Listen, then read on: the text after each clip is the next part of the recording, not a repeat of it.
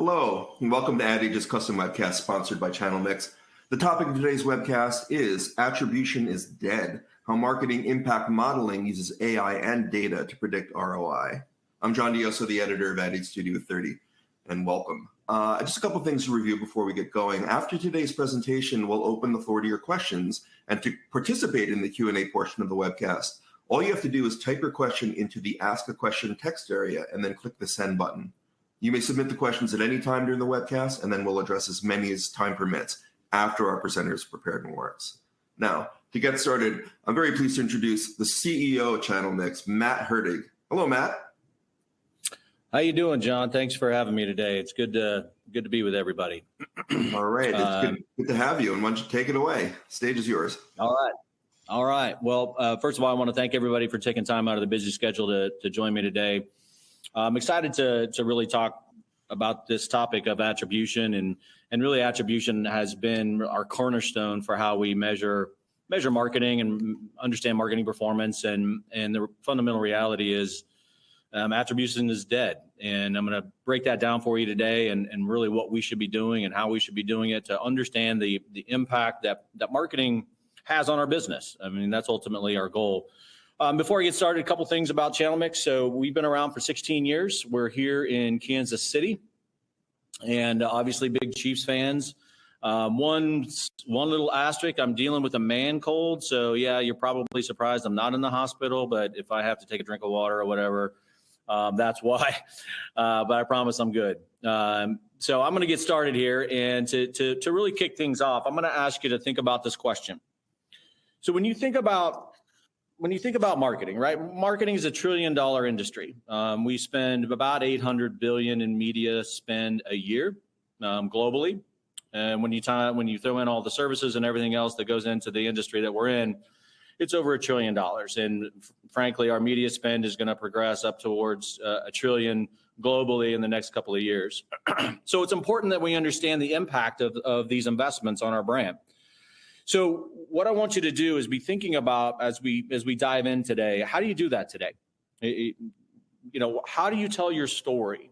We're asked to be financial stewards of a lot of money in this space, whether you're an agency or a brand, and I'm going to speak to both of you today. How do you show the real impact of what marketing is doing in the form of revenue and impact to, meaningful impact to your brand? So with that being said, I'm gonna start with an agenda. I'm not a big agenda person. I usually just kind of show up and wing it in meetings, but I know not everybody is like that. So I'm gonna cover off on these 4 topics today. I'm gonna break down the problem with marketing attribution and why we believe it's dead.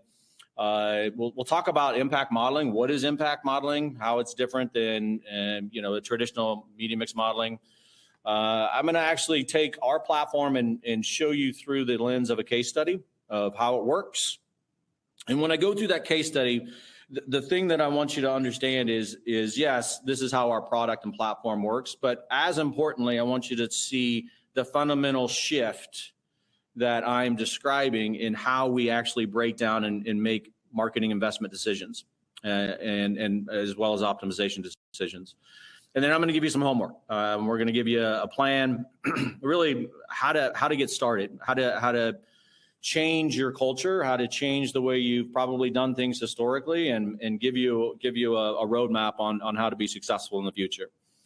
And by the way, we'll have plenty of time for questions at the end. So please ask your questions. I love answering all these questions because I can tell you that when we talk about when I share this statement, marketing attribution is dead.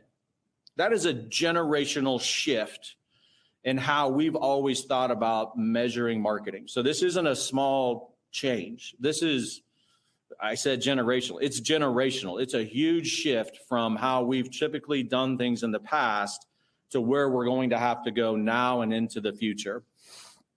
So let's think about attribution. Well, when we think about attribution, think about the phrases that we say. We say things like paid search delivered 10 leads yesterday. Paid social and Facebook gave me 20 new transactions yesterday. Okay. Those statements are invalid. Now I'm going to let that sink in for a minute because some of you are like, this guy's either crazy or maybe he's not making sense, but it's true. And I'm gonna explain to you why. So when you think about marketing and you think about attribution, we like to try to draw these straight lines, okay? And so as I go through my presentation today, by the way, I will demonstrate that I'm not great at creative, but that's why we're awesome at analytics. But think about attribution. The whole concept of attribution is that I can draw a straight line from beginning to end, right? And so I'm a Gen Xer, I'm 54, I grew up in the 80s, greatest generation, you know, come on, it's hair bands. But think about digital didn't exist, okay?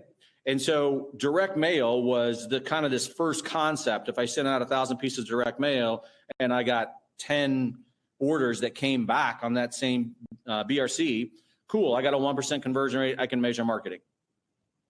That concept is still what we try to use today, gang. We still try to use that mentality. So when we think about attribution, we think about, okay, well, I want to draw this straight line from this individual who may have seen an ad or clicked on an ad, came to my website, saw a TV commercial, came back to my website and bought something or generated a lead or whatever your conversion action may be in your campaigns. This is how we've always viewed the measurement process of marketing using attribution. So this process is dead. It doesn't exist. And here's why. This is the reality of what we deal with, gang, right? So we're in market with paid search, paid social, TV, radio, print, out of home, direct mail, email. Think about all the touch points that we create, but then also think about the journey that people go on, right? So if I see something here, I'm going to go look at the Amazon ratings. If I see something over here, I'm going to go do some search and do some comparison shopping. I can't see any of those things. I can't. I don't have the ability to follow you around the internet. The idea of third-party cookies being able to do that was an interesting concept 10 years ago. I can tell you privacy has killed that process entirely. And I'll give you a little bit more data about that. But I want you to kind of soak this in, right? Because attribution relies on our ability to draw these straight lines from beginning to end. And because of that, because that straight line does not exist, attribution is not a valid measurement strategy. Now, I'm going to say that again. Attribution is not a valid measurement strategy. Attribution is still a valid optimization strategy. And I'm going to explain that here in a minute. But optimization is different than measurement. Optimization means that I'm reacting to the behavior that I see, and I'm trying to serve the most optimal creative keyword, post, whatever it may be, in time to drive more people in engagement, okay? That's optimization. Measurement says, well, how much did I spend and what's the value of that spend? Attribution can no longer do that. And here's some proof points. So Google's shutting down cookies, right? They've kicked this can down the road. It's supposed to be this year. It's going to be next year. It's important because Chrome owns about 65 to 70% of the browser share. So when you are trafficking Facebook ads, for example, and you put a third-party pixel, a Facebook pixel on your website, that's a third-party cookie that says, hey, Matt took a conversion action, and it sends a signal back to Facebook and says, Matt bought something. Okay, that process of sending it back, done. Not going to exist, right? So third-party cookies we know have been going away. In fact, they're extremely unreliable when it comes to measuring the value, in this case, of Facebook. I'll come back to why we still need those pixels in an optimization strategy, but it is not how you measure digital media. 5 states have already come on board with more privacy regulations. Gang, I'm telling you, this is only going to grow. Once you let privacy out of the box, there's no putting it back in. And we've seen all of it, right? We've seen the cookie questions now when we come onto a website. That all happened with GDPR. And GDPR is here now in the US. Other platforms, right? The walled gardens between Google and Facebook and Apple and Amazon, those walled gardens are only going to get higher. The walls between these sources are only going to grow taller. And that's happening because of the cookie breakdown. Okay, so iOS 17 eliminates query strings. So if you're in a private browser and you're using a UTM strategy that has a query string on it, guess what? It gets stripped out. You can't even track that click through and assign it in GA in this case. And then lastly, this comment from the IAB, marketing is measurement as marketers know it today is going away and the industry's not moving fast enough. I can tell you, channel mix has been around for 16 years. We've seen it all, okay? And about 3 years ago, we went on this journey bracing ourselves for this reality and re-architected our entire platform because we knew what was coming. And I can tell you that marketing, we don't always move fast. Some industries much slower than the others. But we have to change how we look at how we measure the impact of marketing. And I talk to people all the time and they're like, Matt, I don't know what to do. And I feel like this kid on the slide, like, just where do I go? What do I do? I'm trying to do the best job I possibly can with the dollars that my brand is giving me. And I want to be good stewards of it, but I don't know how to stand up and tell the CEO, the CFO, the VP of sales, whoever, the chief revenue officer, the impact that marketing is delivering into the organization. So I'm going to tell you how to do it. All right. So go with me on this ride. And here we go. So we call this at Channel Mix, we call this marketing impact modeling. And so what is marketing impact modeling and how do I leverage AI? And I don't have a slide on this, but I'm going to give you the 2 cents on AI real quick. There's really two sides of AI as it relates to our industry and marketing. The first side is generative AI, right? So think about ChatGPT, content generation, right? It's a rock star. You can put in anything and it'll write your own term paper. Ask my daughter. Also generative AI, think about Adobe Firefly, right? So creative, awesome, can do amazing things. And so that's generative AI. The other side of AI, though, is performance AI. The difference between performance AI and generative AI is performance AI is your data, period, the end.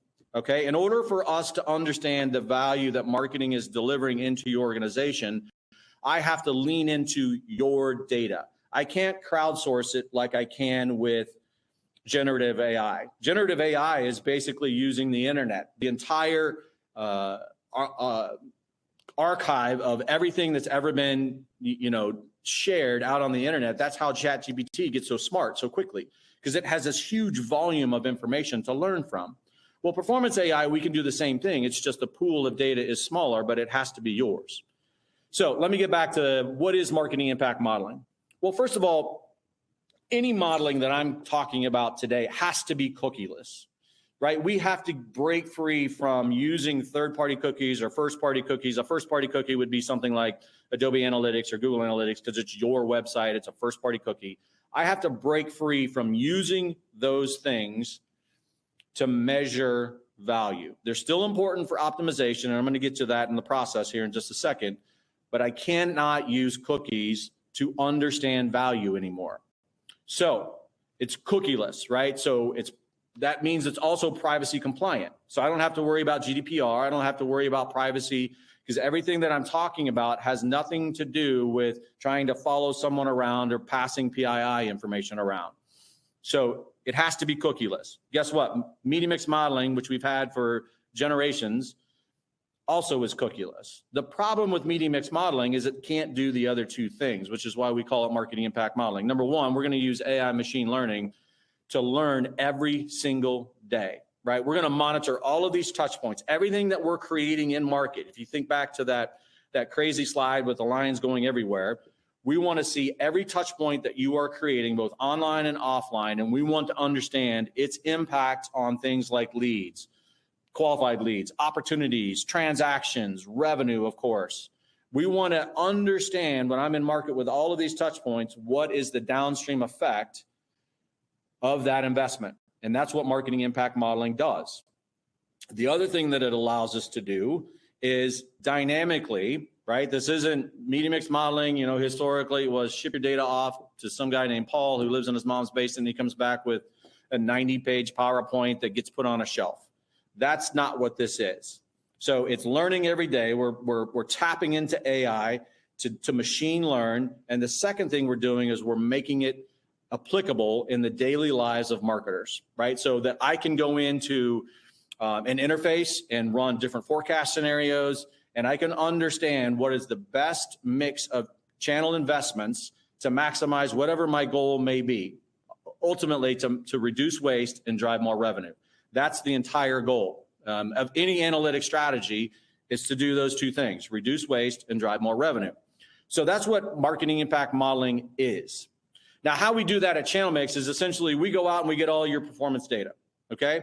So I'm not talking about PII, customer name, address information. What I'm talking about is any data that is happening both online and offline where you're spending your dollars. I want that. We're going to bring that data together. We're going to bring your website, your web analytics data together. And then we're going to grab sales data or your CRM data, and we're going to bring that together, and we're going to make it all talk, okay? So we're going to create your performance AI ecosystem. And once we do that, we can unleash machine learning and what we call our marketing impact modeling process, and then visualize it in one single platform, okay? So think about this through the lens of what Channel Mix is doing. We call this unified analytics because today, many of you on this webinar today, you're using different point solutions. Maybe you have a visualization tool, maybe it's Looker Studio, formerly Google Studio, maybe I have some Tableau, maybe I have some Power BI, and then I'm doing some modeling over here, and then I'm doing a whole bunch of manual Excel, PowerPoint stuff. All that needs to go away, okay? You need to go to one unified platform, because that's how you create efficiency. And when you do that, you can unleash the value of what AI is able to do. Now, having a platform is one thing, but then how do I unlock and really build a process and a strategy about where I need to go? If attribution is now behind me, where do I go into the future? And so the process that we preach, gang, is these 5 steps. And I'm going to share these 5 steps with you. Again, I'm going to run through a case study real quick just to kind of help you understand the process of what we teach and preach here at Channel Mix. But again, these are the 5 steps, having done this for over 20 years. Okay, I've seen it all. These are the 5 steps that'll change how you actually manage your marketing investments and drive real impact into your brand. Number 1, we're going to align results. What do I mean by align results? Well, that means that I'm going to take all of your data and align it up. I am not going to ask the question, how many leads did paid search deliver? I don't care. And I'm going to break that down in the case study. I don't care. What I want is all of your cost, all of your media activity, all of your website activity, and in this case, well, I'll give you a B2B example today, all of your CRM. Because you know what? When I do that, there's no argument about what's what. If you think about attribution, we use attribution in a defensive mode, right? Just think about it. Well, I spent $1,000 in paid search and it generated 5 leads. Well, actually, we only got 1 lead into CRM. Well, I know, but paid search says, right? So we're immediately on the defensive. We have to change that. We have to get rid of that mentality. Attribution consistently puts us in a defensive posture. That's not the job of analytics. The job of analytics in this first step is to say, I don't care who's getting credit for what. What I want to do is line up all of my data so that I can see it and create this holistic look. And when I do that, I've created my source of performance AI to begin unlocking how AI can tell me what to do and where to go. So step 2 is, once I line up all my data, I'm going to have the ability to dynamically predict ROI, run all kinds of scenarios that do this crazy thing that drives alignment with sales. What? Yeah, marketing and sales. It's aligned now because I have a cost to customer pipeline, so we can all see it together. And I can run these scenarios to figure out how many leads do we need? How much more revenue do we need? How much more traffic do I need to my website? Cool. I can run all of those scenarios through one process, right? And as I establish those scenarios, then I'm going to pick the right one. So marketing impact modeling can't just tell me the opportunities to predict into the future. It's also got to prescribe what I need to do. And that prescription process is essentially, how much do I spend in TV? How much do I spend in radio? How much do I spend in paid search? What about paid social? What about email? It's organic. What's the value of organic? Well, what's the value of organic search? The prescriptive process of what your modeling process needs to do has to be supported in telling you exactly how to spend your dollars. And something that's very, very unique now that we've actually just developed it at Channel Mix and rolled out, it's our ability to pace against these predictions. So think about think about media pacing in the past, right? Cool, I have $50,000. I'm going to pace my spend. Am I on pace to meet that target? If I'm an agency, oftentimes my pacing is, am I going to spend all of these dollars that the client has asked me to spend? Flip that over, right? What we're doing here in pacing predictions, we're saying, are we on pace to meet the sales goal, the real revenue goal that we've all aligned to? Is this prediction coming true? And where are we better or where are we worse?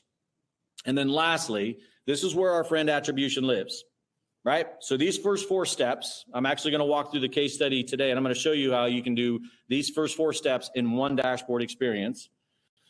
When you get to number 5, right, you're going to need a suite of dashboards. I need to go to my paid social dashboard to see, is Facebook performing better from a optimization perspective, click-through rate, cost per click. Is it performing better than Instagram or TikTok or whatever the case may be, right? So I'm going to have channel-specific dashboards that help me optimize, right? That optimization is going to be based either on a third-party cookie that I shared with you earlier, like the Facebook pixel, or multi-touch attribution using the paths as people are progressing through, if it's a lead gen example, the paths that people are taking to that conversion again. Now, here's the real limitation of attribution that I haven't even talked about, and you'll see it in the case study. Attribution doesn't account for offline channels. It can't, right? We try to create these crazy attribution processes, but the reality of it is attribution as we know it today can only support digital, number 1, and number 2, it is only an optimization strategy. It is no longer a measurement strategy. I can't say that enough.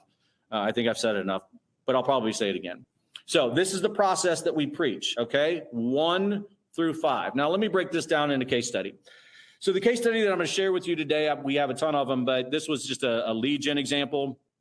Industry leading manufacturer knew that they were overspending, but were struggling to kind of figure out where and why. And so let me just kind of walk through the process. So what's the first thing that we did? Well, the first thing that we did was line up all the results, and then we start moving around the circle, right? We call this the decision wheel. And so as we move around the decision wheel, we start activating the decision process. So step 1 for this client was to line everything up. Now, I want you to just don't look at the weird shaped laptop. I did that on purpose, by the way, because I want you to see the entire screen. But think about your pipeline.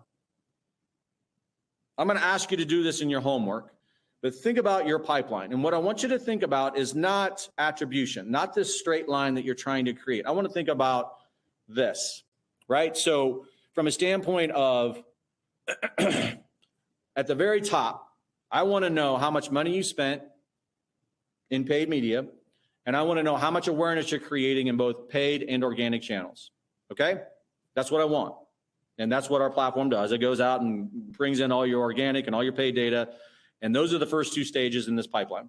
Okay, so I have cost and impressions. Now, as you'll look across, I'm going to start leaning into, okay, well, in this case, it was Google Analytics for this client. So how many leads are we actually generating off of my website? Cool, 31, and this is a 30-day look back, by the way. 3,172, awesome. Now I'm into CRM. The last 3 stages of this pipeline are, this is how many leads we actually created during this pipeline, during this time frame, how many qualified leads we had, and how many customers. So I have a cost to customer pipeline that nobody can argue with, because this is reality. It's pulling from our sources of truth, and it updates every single day. Now, if you kind of look really, really close down here at the bottom, and I'm sorry I couldn't do this in real time on a demo, but if you look really, really close, the first 2 line items, right? I have radio, and then I have display, okay? So I spent $52,000 in display, and I generated one website lead. Well, display sucks, kill it. Why are we even doing radio? Why? We don't even know the value of TV, right? So if you look at your attribution measurement process, you'll find that paid search usually is an overperformer. Why? Because it's the last step. I've transformed display, as an example, has done its job of transforming a want into a need. Now I'm searching and now I want to find it. Cool. The last channel that I'm going to use, and this is last click attribution, by the way, is paid search. Okay, awesome. Well, then why are we doing display? And I'm going to show you the results of what marketing impact modeling does to change that entire paradigm. But here's again, we're setting the foundation. I'm spending a little bit of time on this slide because it's really, really important. I don't care about how many leads paid search generated. I'm going to show it here to educate my organization on the fact of why attribution is dead. That's why we still have it in these template dashboards that we roll out. And by the way, Channel Mix is the engine. We use Tableau and Power BI on top. We don't care which. We support each with a full suite of over 70 dashboards upon activation. So we like using Tableau and Power BI because of the flexibility and the storytelling capabilities that those tools have. All right, so I've established my pipeline. And you'll notice that I've also created these KPIs, right? So my conversion rate, my cost per, it updating every single day. Great. Now, let's move on. So now that I've established my pipeline, all right, now I have my performance AI ecosystem. And the way Channel Mix works is anything that I put in this pipeline, anything at all, right? And we can take this pipeline and we can accordion it out to up to 10 different stages, for example. All of those are what are called a target variable. So anytime you're talking about modeling, you're targeting something to predict and prescribe against. So in this case, I have a very, very straightforward pipeline. I have cost, impressions, website leads. Leads are actually qualified leads, sales leads, right? So they move past discovery from an MQL to a sales lead, and then those sales leads became qualified leads. Customers, you can put in opportunities. You can. Part of our process is to build your pipeline to mimic how you operate as a brand. Now, here's what's cool, right? If I can use that word, here's what's really awesome, is now that I've established the foundation of a source of truth, I can start to run real-time planning scenarios, right? So I can build a holistic plan. Marketing, I need more leads. Okay, cool. How many more do you need, sales? Well, I'd like to get, in this case, I need 7,000. I need 7,000 leads. Okay, cool. In the next 3 months. Awesome. So we need 7,000 leads. Now, in our process, essentially what we're doing is we're just saying, okay, well, my cost per was, this is what it was in the previous 3 months. Now I'm going to fast forward and use that same KPI to say, for 7,500 leads, it's going to cost me $522,000. Make sense? I just did the math, right? I haven't done any crazy data science yet, but that's coming. So when I run that math, it gives me a number based on history, using a source of truth to tell me, okay, I need to spend $522,000. How do I spend that though? Like, that's the ultimate question. How do I spend the money? And historically, we've tried to piece together an attribution strategy to tell me how to change my spend. Think about all the time we have spent trying to draw these lines. You don't have to do it anymore, okay? So what happens then, I say, cool, run a prediction. Channel Mix with embedded AI that we have will spit out all kinds of scenarios. And it's going to give you the crosshair. And if you can see that crosshair, you'll see it better on the next slide. But essentially, I want to give you all kinds of options to choose from. But better yet, I'm also going to identify 3 that AI recommends. And those 3 are going to be either a conservative approach, a balanced approach, or a really aggressive approach. So think about it as an investment strategy. And guess what, marketing? We're investors of dollars. That's what we do. And so what we want to be able to do is say, hey, AI, what do you recommend? So AI will give me those. It's also going to give me some other things to consider as a human, right? I can give all of these dots, frankly, are going to be a prescriptive model. But what's really important here is I can run these scenarios in real time. I'm going to give you all kinds of options to choose from. And then the model is learning every day. Okay, so it learns every single day. It's not like the old days of media mix modeling where I did something once a year, and by the time I got it, it was already outdated and worthless. That's not what performance AI is doing. So I've run my scenario, okay, and in this case, this client was set to spend $522,000 to achieve those leads. So what we were able to do, we just selected the balanced portfolio in this case, one of the yellows. Right, that's a top prediction. And so essentially what we're able to do is prescribe, right? We're going to now prescribe and tell you exactly where to spend that money. Now, if you remember when I was breaking down the pipeline on step 1, and we saw that we spent $52,000 in display and we created 1 lead using attribution, you know what the model says?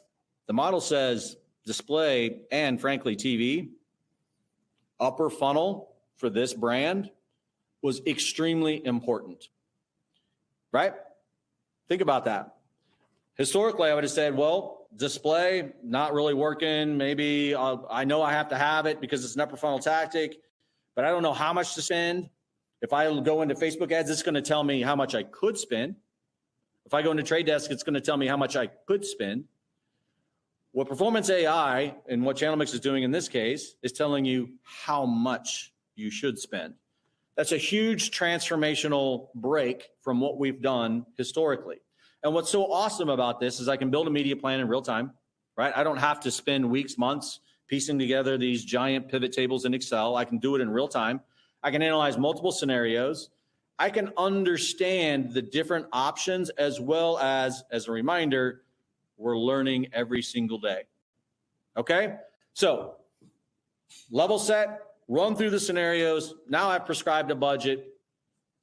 And in this case, what we're able to do now is finally pace. And so for this client, right, we picked that balanced portfolio and we are able to monitor every single day how well we are performing against that prediction on a monthly, as well as this is the 3-month window. This pacing updates every single day to tell me, am I overspending? Am I underspending? Is this channel actually on target for the cost per lead in this case? Is it overperforming, underperforming? I can see it all through, again, this is all one dashboard experience, gang. So I've aligned, I've planned and predicted, I've prescribed, and now I'm monitoring and how I'm pacing against that goal. And in this case, what we wanted to be able to do was make sure that we were proactively managing success, right? Collaborating with our agency, collaborating with our brand managers, telling the story to the C-suite about here's where we are and here's how it's working. And that ultimately gets to that last point where it's transparent, right? But it's not, still to today, I call them PowerPoint parties where it's Friday and we got a big meeting on Monday and everybody brings in their Excel offerings and their different PowerPoint slides, and we got to piece some story together. And then we go in on Monday to tell our grand story with our 60-page PowerPoint, and you're 2 minutes in and somebody asks you a question that you can't answer. And you're like, right? We still do that. We got to break free. And what I'm just showing you right now is the process in which we have to be thinking about how to move our industry forward. And so aligning, predicting, prescribing, and then watching the pace. And then, of course, I can't forget about optimization. This is where our friend attribution lives, right? So we're going to use things like multi-touch attribution. We could use linear. We could use U-shape. We could use last click, first touch. We have all kinds of scenarios that we can lean into to optimize the website, okay? That's how we're using that. We can use a third-party pixel still today to optimize the creative, the keyword, the post, whatever it may be. I still need that. Great. That's not where I measure though, gang. This is where I make better buying decisions. I optimize my buy while I'm in campaign for my digital channels. That's where we're at, okay? Now, what are the results? So that's the process. That's how we teach people that process. And this is how I platform that unified approach supports that entire spectrum. Here's the results. 210% increase in lead volume. Okay, well, that's great, Matt, but sales says all the marketing leads suck. Well, that's not true, because not only did we reduce our cost per lead, but we grew our customer base, right? That's performance. That is impact. In this case, they spent not $522,000, it was about $450,000. So not only did we reduce the waste, but we drove up customer revenue. And that's the ultimate goal.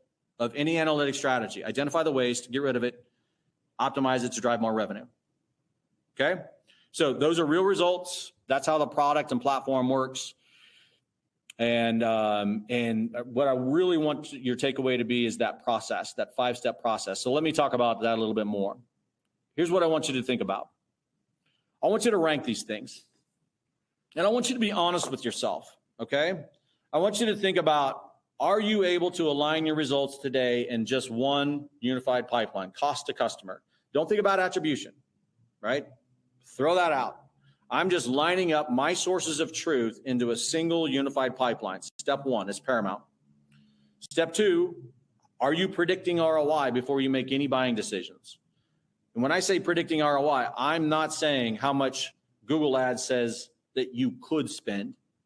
What I'm saying is, are you predicting ROI and prescribing it to the right channel based on past performance, right? And where you want to go into the future.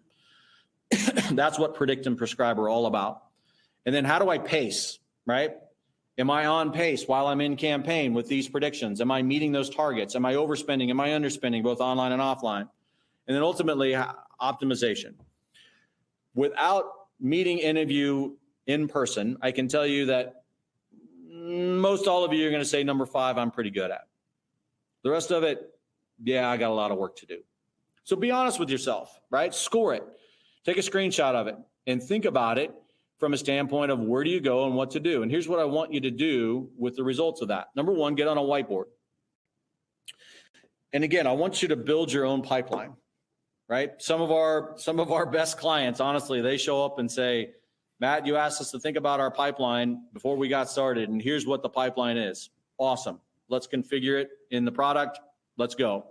And we just start lining up the data, right? And that is how you create the baseline of performance. It's no longer paid search gave me 10, paid social gave me 20. It's not that. That's always been our problem. We know that we spent X. That's real. I spent, in this case, $450,000. I spent it. How many new customers did I get in that time frame? That's understanding marketing impact. So get on a whiteboard, build your pipeline. The second thing is I'm going to ask you to do is review your score. Okay, where are you strong? Where are you weak? Leverage your strengths. Most of you are going to be living in that number 5. Some of you may have number 1, where you've lined up cost to customer. CRM doesn't do it. Your marketing, your lead nurturing platforms won't do it. There isn't a system today that basically lines all these things up. CRM doesn't have all your spend. Your media platforms don't have all of your CRM data. So at Channel Mix, what we've done is basically said, that's right, none of it exists. So we're going to live in the middle. We're going to pull all this data together into one place so that you can see it. And that aggregation is only part of that process, right? I got to make it talk, and it's got to tell me what to do. So I have a score. Awesome. Where am I strong? Where am I weak?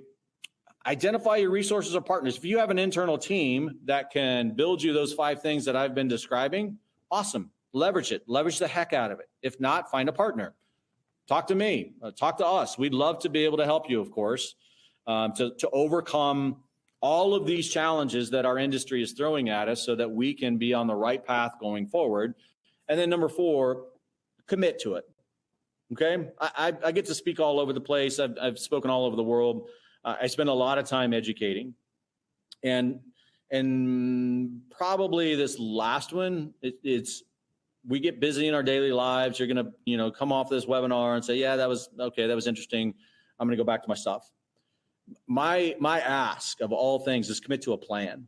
You got to build a plan. You owe it to your brand. You owe it to your investments that you're making in marketing to understand the impact that it's delivering. So commit to a plan to make it happen. And then lastly, before we get to questions here, I'm sure there's gonna be a lot of questions, which I love, is how can we help? Well, first of all, we built Channel Mix to do these 4 things, right? We've been around a long time. We grew up as a services company, really helping organizations figure out how to solve these problems. And like I said, about 3 years ago, we re-architected Channel Mix top to bottom. And it does these things out of the box.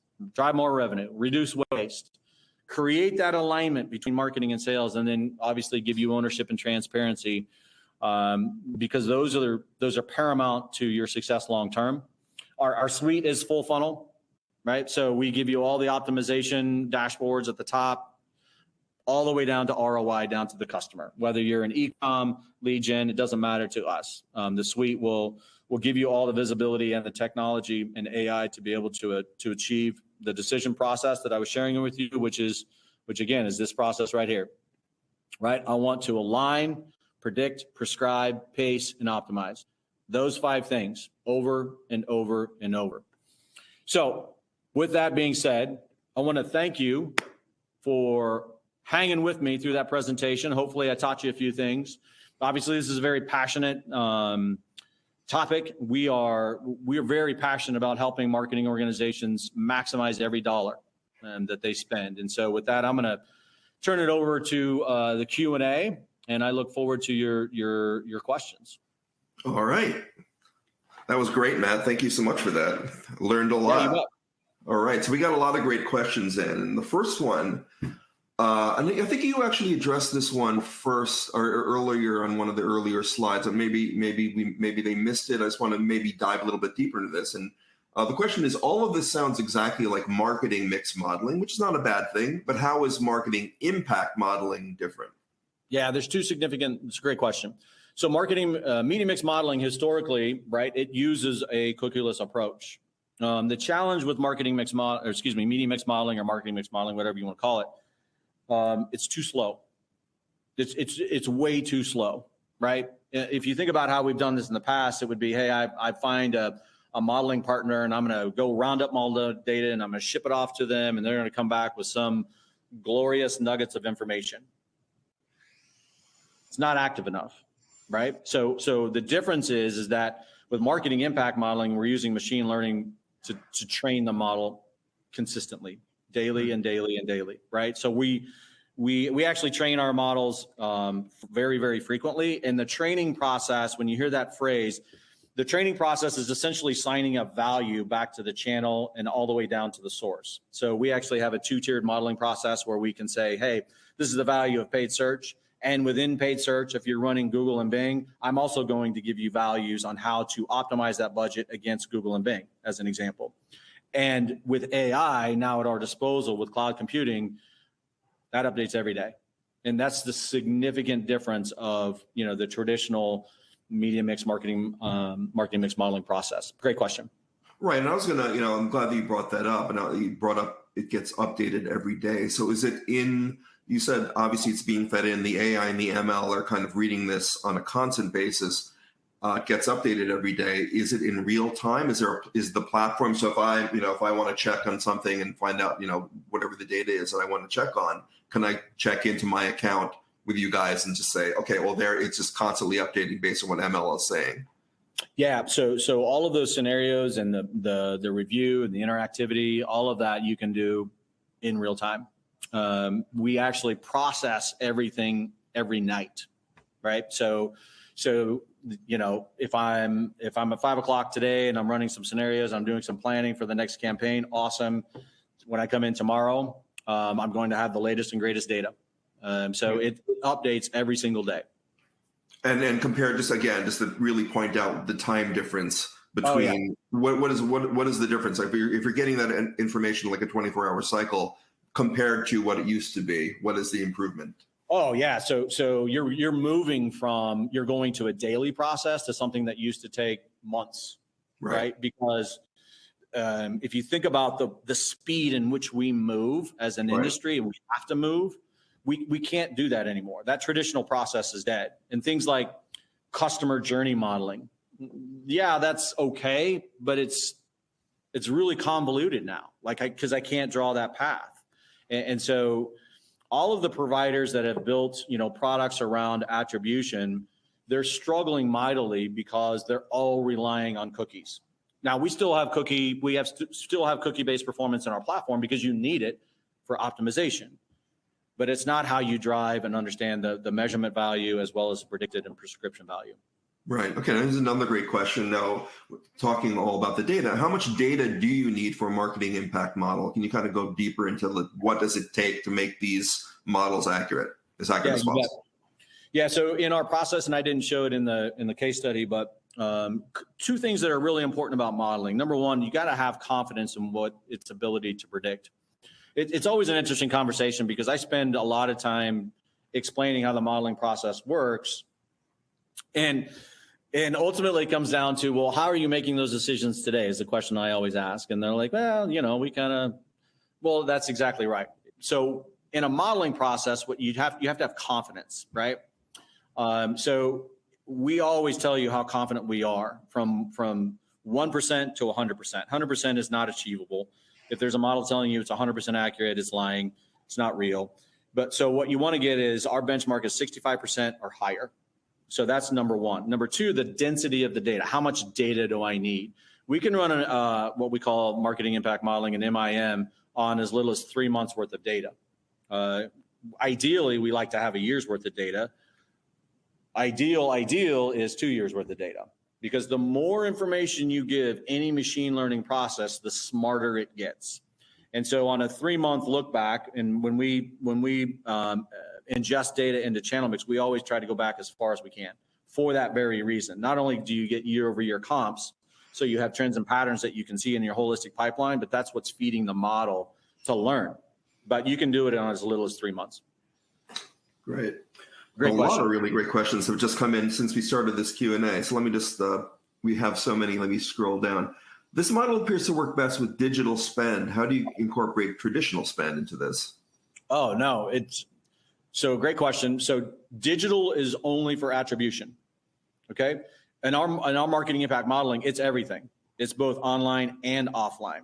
And that's the beauty of a cookieless approach, because you're taking into account all the touch points. It doesn't matter if it's linear, over the top, TV, as an example, radio, print, direct mail, all of that gets ingested. And so what our product does is we typically dip into the buying platforms like Strata or Mediaocean to grab all of that offline data on the buy side. We marry it with all of the digital platform data. And so then you have one holistic data set for everything that you're doing at the front of that pipeline, as I was showing you, cost and impressions. And we're doing it not just on paid, but we're going out to all of your organic social, organic search, email as an example, because we want it all. Those are all touch points that you are creating. And so we want to account for it all. So our model is not digital specific. It is everything. And because it has to be all encompassing to account for all of the spend and all the touch points that you're creating. Right. So that does present a comprehensive picture of all the available data. Another great question came in related to the one you mentioned, the offline channel. So the question is, how are you getting daily data? So if we think about getting that daily update for offline channels like TV. So I assume you're getting a lot of connected TV data in on a much quicker basis than you are any other, say, Nielsen-based, traditional broadcast or anything like that. So can you talk about how that works? Yeah, the traditional buy. So on the traditional side, what we do is we take the buy, right? So we always start with the buy. And so let's say I'm buying some spots over the next 6 months, right? So in your insertion order, you're going to see a buy that says for 6 months, this is the TRP impressions I'm going to get, and this is how much it's going to cost me. Channel Mix automatically distributes that impression volume as well as those costs so that we can line everything up on a daily basis. Now, anytime you want to come back with the actuals, whether you're getting them out of Nielsen or they're coming back into your buying platform, cool. We will overwrite that buying, the actual traditional buy with the actual that took place. Most of the time, though, on the planning side, it's going to line up to what actually took place, because if it didn't take place, you're going to get some make goods to make it up anyway. And so the reality of it is, on the traditional side, we always start with planning, but we can always make it smarter. But that's how we do the distribution. Great question. Yeah, that's a good question. Okay, another one came in a little different. Can you elaborate on the predict component? Specifically, how are the scenarios computed with AI? So the predict component, think about the pipeline, right? I was sharing with you a basic 6-stage pipeline. It's 5 stages because cost is the first one. So a pipeline is nothing more than a funnel tipped on its side. So anything that you put in that pipeline as a stage, right? And so I was sharing a pretty basic example, right? I go from website leads to qualified leads to customers. Okay, awesome. Each one of those is a target variable in the model. So if I want to predict and get more qualified leads, the model's already running through thousands of scenarios every single night based on that data point, because that's a target variable in the model. And that's what machine learning and AI can do for us, is run these scenarios and update its learnings every single day based on whatever I want to achieve. So the number one thing that I always say is most important of the 5, again, I go back to, let's establish the baseline of what's in your pipeline, because that is what ultimately I'm going to unlock AI to tell me what to do and how to do it. And any machine learning model is essentially a giant game of Mad Libs. So let me just kind of try to break that down, right? So it's basically, hey, if I take TV out, run back-tested scenarios and see what happens without TV and the impact of awareness that TV had while you're in market during this time frame on this target variable.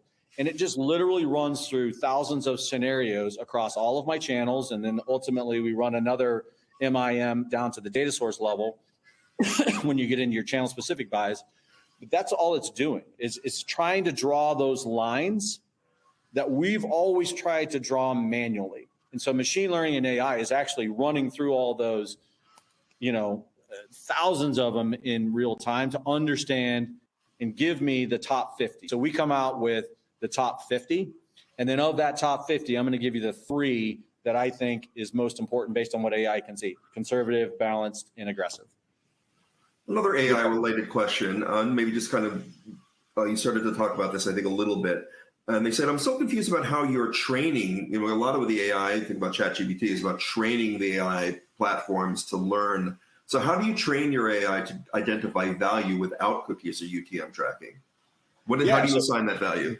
Yeah. So the value ultimately comes down into the scenarios that you run, right? So if you think about, I like to speak in correlation, right? So if you think about you're in the investment space, and I used to be in the mutual fund industry, and so you would back test performance, right? So back testing is basically looking backwards and saying, based on X or Y, what would have my performance been? That's what machine learning does. It basically says, you spent X. So the dollar amount that you spent for TV, as an example, I'm picking on TV, and the awareness amount that you created, if I take that out, right? What happened to that target variable? Did it go up? Did it go down? How effective is its influence on that particular thing that I'm trying to predict into the future?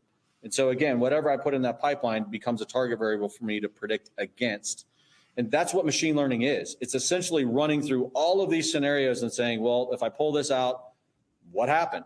If I pull this out, what happened? And ultimately what I'm trying to find is marginal return on ad spend. Because if I find that marginal return on ad spend, I can assign a value to that channel. And then every day I'm learning. By default, we retrain the entire value stack on a monthly basis, right? So that means if paid search is worth $1 today, I'm going to use that value and I'm going to learn for 30 days, 30 days, 30 days. And then the next time I train it, paid search may be worth 90 cents. I'm making up the numbers. But that's how the ML and the AI have to work, because if you don't do that, right, then the learning breaks down.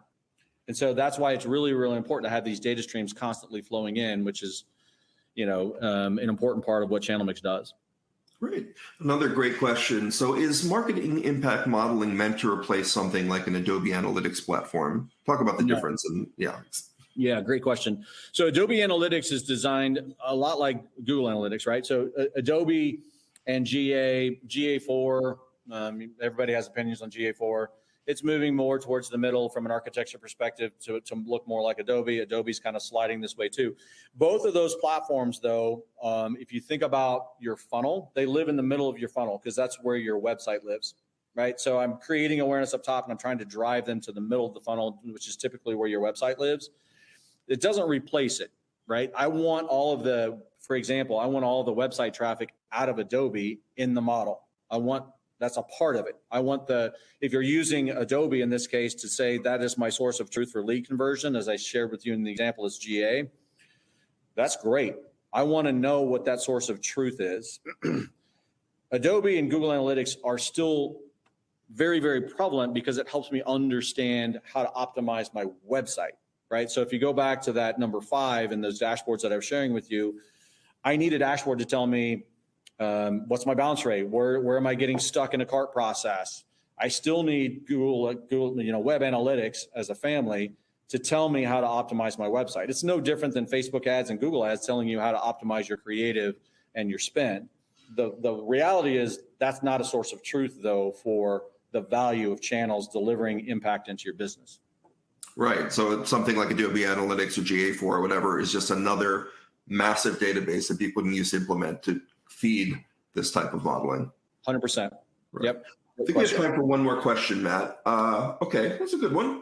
So a little more channel mix specific. Who would own the data if we use channel mix products? Yeah. So at Channel Mix, we don't own your data. We never own your data.